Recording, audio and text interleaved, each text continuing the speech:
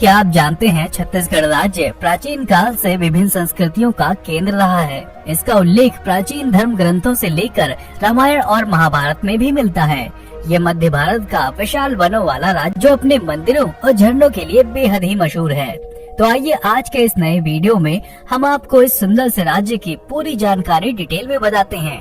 वैसे तो हम सभी ये जानते हैं कि छत्तीसगढ़ को मुख्य रूप से कौशल राज्य के तौर पर जाना जाता था और इसे छत्तीसगढ़ों को अपने अंदर समाहित करने के कारण छत्तीसगढ़ कहा जाता है।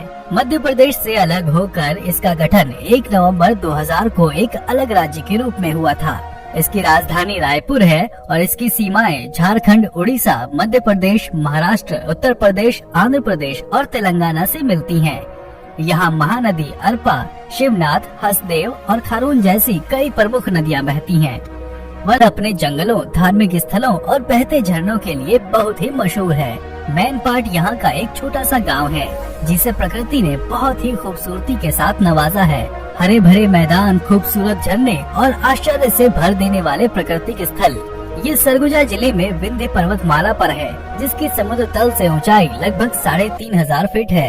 यहाँ का तापमान कम और सर्दियों में बर्फबारी होने की वजह से इसे छत्तीसगढ़ का शिमला भी कहा जाता है।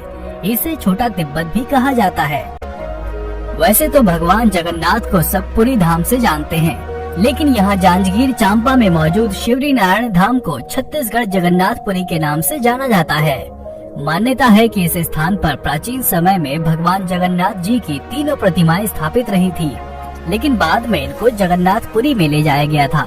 ऐसी आस्था भी है कि आज भी साल में एक दिन भगवान जगन्नाथ यहाँ आते हैं। दोस्तों, अगर आप यहाँ आए हैं और आपके मन में पवित्र त्रिवेणी के दर्शन करने की इच्छा है तो आपको प्रयागराज जाने की कोई जरूरत नहीं है। आप छत्तीसगढ़ में ही तीनों नदियों के संगम पर बसे राजिम की सैर कर सकते हैं। ये एक छोटा सा शहर है जो रायपुर से लगभग 45 किलोमीटर दूर है। यहाँ महानदी, पैरी और सौंदूर नदियों का मिलन होता है जिसे त्रिवेणी संगम के तौर पर जाना जाता है। यहाँ आपको पवित्र मंदिरों की एक श्रृंखला भी दिखती है जो आपको यहाँ की जीवन संस्कृति और समृद्ध विरासत का एहसास करवाती है। यहाँ का डोंगरगढ़ भी एक प्रसिद्ध तीर्थ शहर है जो छत्तीसगढ़ में राजनांदगांव जिले से लगभग 35 किलोमीटर पश्चिम में स्थित है। ये एक धार्मिक शहर के तौर पर भी जाना जाता है जो छत्तीसगढ़ राज्य के सबसे ऊंची चोटी पर स्थित देवी बमलेश्वरी के प्राचीन मंदिरों के लिए प्रसिद्ध है। इसे देखने दूर दूर से पर्यटक आते हैं। डोंगरगढ़ घूमने का सबसे अच्छा समय जनवरी से मार्च महीने का है। आपको छत्तीसगढ़ में सतनामी संप्रदाय के शाश्वत प्रतीक के रूप में खड़ा गिरौदपुरी धाम का इतिहास भी खूब आकर्षित करेगा। ये दुनिया का सबसे ऊंचा जैत खम्भ है और देश भर के पर्यटकों का ध्यान अपनी ओर खींचता है। जब अध्यात्म और इतिहास की बात आती है तो इस धाम का बहुत गहरा जुड़ाव नजर आता है। प्रकृति की भव्यता, समृद्ध हरियाली और नदी संगम पर स्थित ये शहर अपने अंदर कई विरासतें समेटे है। भगवान शिव के भी छत्तीसगढ़ पर खास कृपा रही है। यहाँ के जशपुर में स्थित कैलाश गुफा शिव भक्तों का एक प्रमुख पर्यटन स्थल है। हर साल सावन में यहाँ भारी संख्या में शिव भक्त आते हैं और गुफा के अंदर स्थित शिवलिंग पर जल चढ़ाते हैं। यहाँ कैलाश गुफा है, उसे संत गहिरा गुरु की तपोभूमि भी कहते हैं। इसके पास मौजूद अलकनंदा जलप्रपात यहाँ के वातावरण को और भी खुशनुमा बना देता है। चट्टानों से रिश्ता पानी, शांत वातावरण, उछल कूद करते बंदर और चिड़ियों की चहचहाहट मन में शांति और प्रकृति के करीब होने का एहसास कराते हैं। धमतरी जिले का गंगरेल बांध, जिसे रविशंकर बांध भी कहते हैं, यहाँ आने वाले पर्यटकों की लिस्ट में जरूर शामिल रहता है। इस बांध का निर्माण महानदी पर किया गया है और इसकी दूरी 15 किलोमीटर है। ये राज्य का सबसे बड़ा और सबसे लंबा बांध माना जाता है जिससे विद्युत का उत्पादन भी होता है। दोस्तों, अगर आप वाटरफॉल्स के शौकीन हैं, तो यहाँ चित्रकूट जलप्रपात के सैर जरूर करें। ये इंद्रावती नदी पर स्थित एक सुंदर जलप्रपात है जिसे भारत का नियाग्रा भी कहा जाता है। इसकी ऊंचाई 90 फीट है। इस वाटरफॉल की खासियत ये है कि ये बारिश के दिनों में रक्त लालिमा लिए हुए होता है, तो गर्मियों की चांदनी रात में ये बिल्कुल सफेद दिखाई देता है। वैसे यहाँ अंतागढ़ से 17 किलोमीटर दूर चर्रे मर्रे झरने को भी मिस ना करें। यहाँ का कल कल करता पानी पर्यटकों को साल भर आकर्षित करता है।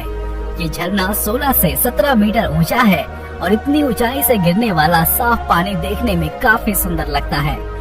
छत्तीसगढ़ का चिरमिरी भी अपनी नेचुरल खूबसूरती के लिए जाना जाता है। यहाँ झरने और पहाड़ों के अलावा नदी भी है, जो इसे एक खूबसूरत हिल स्टेशन बनाती है। फोटोग्राफी के शौकीनों के लिए भी यहाँ काफी कुछ है।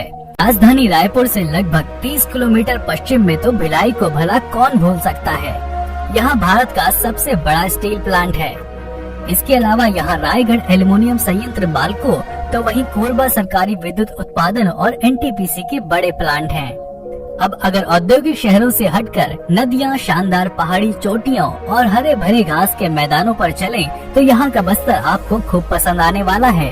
ये जिला आदिवासी जनजातियों का घर है और यहाँ घूमने के लिए बहुत सारी जगह है।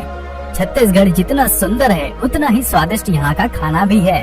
चीला यहाँ का पारंपरिक भोजन तो मशहूर है ही, इसके साथ ही आप यहाँ मुठिया का स्वाद भी ले सकते हैं, जिसे चावल के बैटर और कई मसालों से तैयार किया जाता है। इसके अलावा बड़ा भी काफी फेमस है, जिसके बड़े को उड़द की दाल से बनाया जाता है और टमाटर या इमली की चटनी के साथ परोसा जाता है।